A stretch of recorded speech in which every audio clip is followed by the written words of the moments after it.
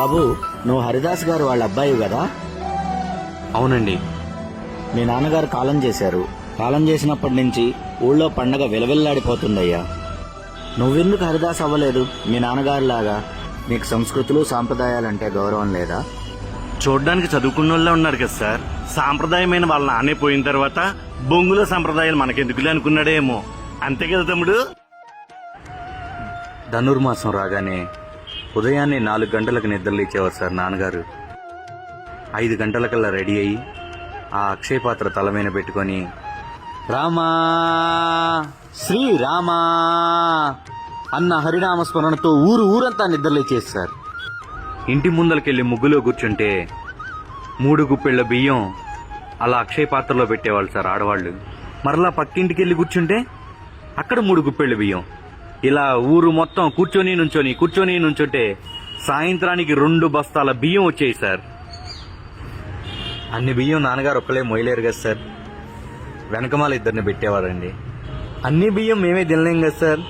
అందుకే కొన్ని బియ్యం కిరాణా షాపులో అమ్ముదామని వెళ్తే ప్రపంచంలో మంచి ఉన్నట్టు చెడు కూడా అంతే ఉంది సార్. ఎదురుగా ఉన్న 2 బస్తాల మంచి బియ్యం మొత్తంలో ఎవరో 3 పెట్టిన 3 గుప్పిళ్ల రేషన్ బియ్యం కనిపించేవి సార్. అప్పుడు అతను అన్న ఒకే ఒక్క మాట, కేజీ మంచి బియ్యం 50 రూపాయలు, ఇవి రేషన్ బియ్యం కేజీ 10 రూపాయలు. రేటు గిట్టుబాటు అయితే ఇచ్చేళ్ళు, లేకపోతే మోసుకొని వెళ్ళు అనేవాడు సార్. నాన్నగారికి అమ్మాలని ఉండేది కాదండి, కానీ వెనకాల 2 ఉన్నారు కదా సార్, వాళ్ళ కోసం ఇచ్చేసేవాడు సార్. 2 బస్తాల బియ్యం అమ్మితే 1300 వచ్చాయి సార్. బస్తాలనే నమ్ముకున్న వాళ్ళకి చెరోక 500, 1000 రూపాయలు మిగిలేవి. సంస్కృతిని తలమైన పెట్టుకున్న నాన్నగారికి 300 మిగిలేయి సార్. ఇందాక మీరు ఒక మాట అన్నారు, పండగ రోజు మీ నాన్నగారు లేకపోతే ఊరంతా వెలవెల్లాడిపోతుంది అని. ఆఖరి రోజుల్లో నాన్నగారు మంచంలో ఉన్నప్పుడు ఆ ఊరు ఆయనతో లేదని ఆయన మనసు ఎంత వెలవెల్లాడిపోయి ఉంటుంది సార్. ఊళ్ళో 100 ఎకరాల ఆసామి సార్. కొడుకు పెళ్లి చేశాడు. ఆకు మీద 108 రకాలు. ఒక్క ఆకు ఖరీదు 2000 రూపాయలు. అరపోట్లో అరిగిపోయే అన్నం కోసమే 2000 ఖర్చు పెట్టాడు సార్.